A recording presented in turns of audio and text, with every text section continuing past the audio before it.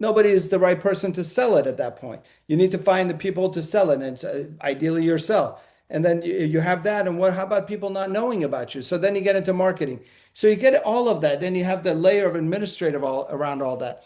And on top of that, you have to make sure you have money and financing to keep going, right? So that's a whole nother parallel. Welcome to Unstoppable Podcast with Harry Sardinas, inspiring conversations with influential millionaires, investors, thought leaders, entrepreneurs who are making a massive difference with their innovative products and services, and sharing the challenges and wisdom of how they sold their first million. So how you managed to stay alive for 17 years? This is a lot of pivoting and a lot of adapting to the market. So such a dynamic changing space that you are. You clearly you don't get bored, do you? So how you manage to stay alive? You know, that's probably a more meaningful question than you can imagine. But you know, there were many times where we were almost not alive. You know, COVID was very tough on us when COVID started. But again, I go back to perseverance, and you have to have this belief with evidence that what you're doing is meaningful and special, and others giving you the right input so that you can continue. I always say, if you hit your head against the wall once and you stop, you're a quitter.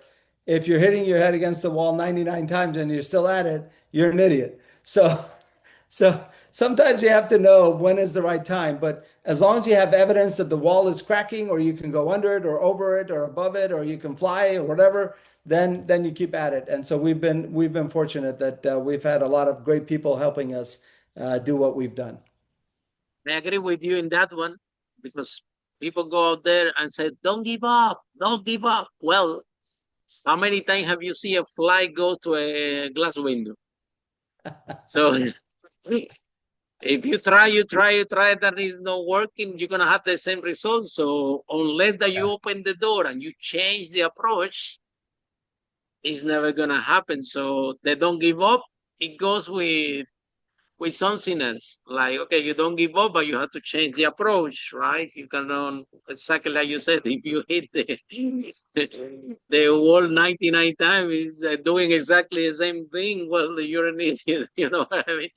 You have to, it's a combination of don't give up and change the approach. So can you tell us a little bit more for our tech entrepreneurs, tech founders, what that really means? Because it's quite impressive what you have done, to be quite frank with you, to stay in the so dynamic business with so many years where you had to change and change. Look, when you started, you're talking about internet and everything, and now you have to be competitive in the AI world, and you have to keep up with new trends. And the issue with tech is that new trends coming every year. When it's not the internet, then it's the emails, then it's the Facebooks, then it's the NFT, then it's the blockchain, there is then this AI. So there are new flavor of the day, new waves all the time. So you have to pick the right one that can value your clients, to put those last on because technology advanced, and now more you have to pivot and pivot again and pivot again and keep your client happy. So any message that you have for the young entrepreneur that listen in the podcast and say, well, I'm gonna become a tech millionaire. I'm just listening Harry podcast. 1 out of 5 are tech millionaires. It doesn't matter what they say. This is easy. I got this. I'm gonna jump into tech. So what message do you have for the tech entrepreneurs, for people like you 20 years ago? I would say the following, Harry. I would say, to your point about pivoting, there are things that you may need to pivot, and then there are things that you may need to never pivot. And the trick is to know which is which. And if I were to share with you my original vision and mission for Independa, it's literally identical to now. If I were to show our original presentation from Independa to someone today, they would look and say, "Oh, yeah, that's what you do." And so I think that's really, to me, was very important to see if we think we have something as a market, then let's go get it. If we don't have the market, then that's a major pivot. And it's like, okay, we're not in this market. Let's go to another market.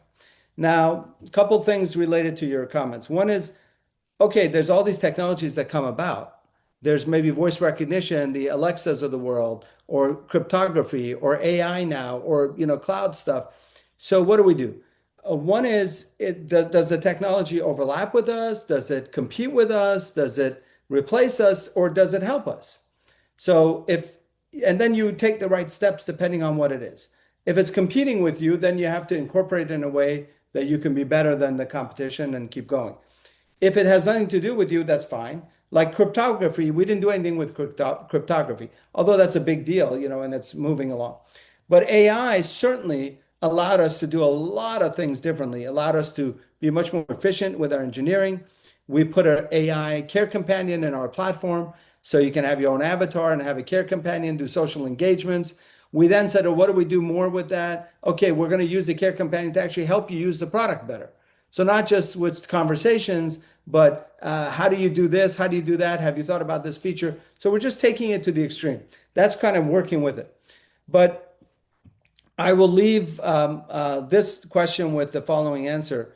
Sometimes you succeed based on what you say no to versus what you say yes to.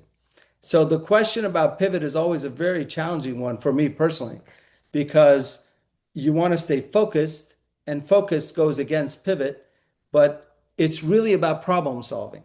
And how do you solve a problem? Sometimes you solve a problem by continuing to stay focused and making it through. Sometimes you solve a problem by, like you said, you're the fly and you keep getting the glass and you say, this problem's not solvable this way. Maybe it's not even the right problem to solve. We got to go solve another problem. But they all have to be under this overarching of what your vision is and what you want to do in the world and with your company. I think if you switch things around too often, then you're not saying no enough. And then you really end up being like what's called a turducken. You don't end up being like anything to anyone. You're chasing the next few dollars, and then you end up not having leverage anywhere. This is important because it comes into your values and the culture that you have in your company.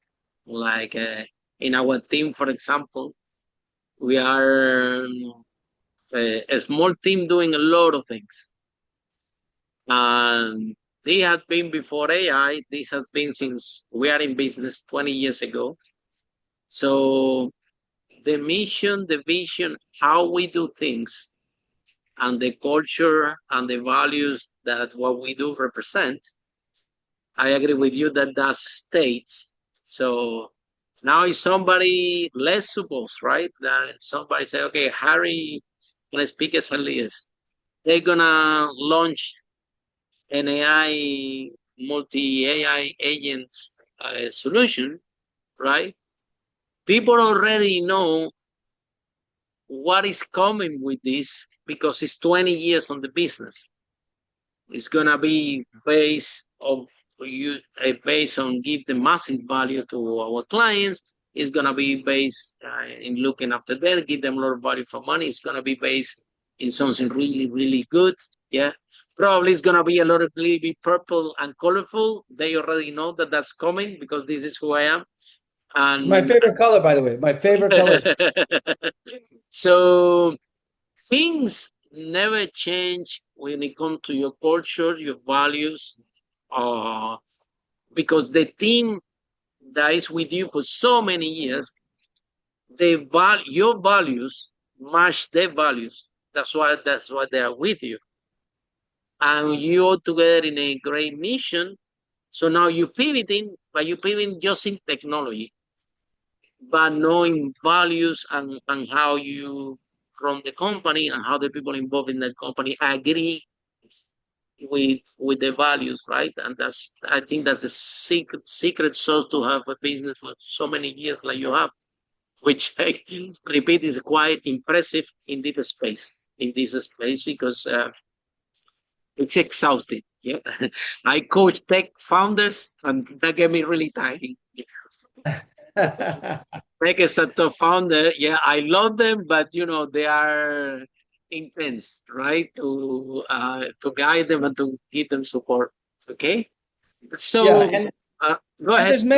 there are many cylinders to the engine, Harry, as you know. There's many cylinders.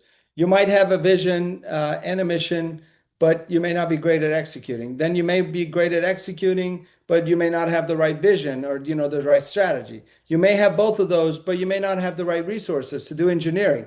You may have the right resource to do engineering. You create a product, but nobody is the right person to sell it at that point. You need to find the people to sell it, and it's ideally yourself. And then you have that, and how about people not knowing about you? So then you get into marketing. So you get all of that. Then you have the layer of administrative around all that.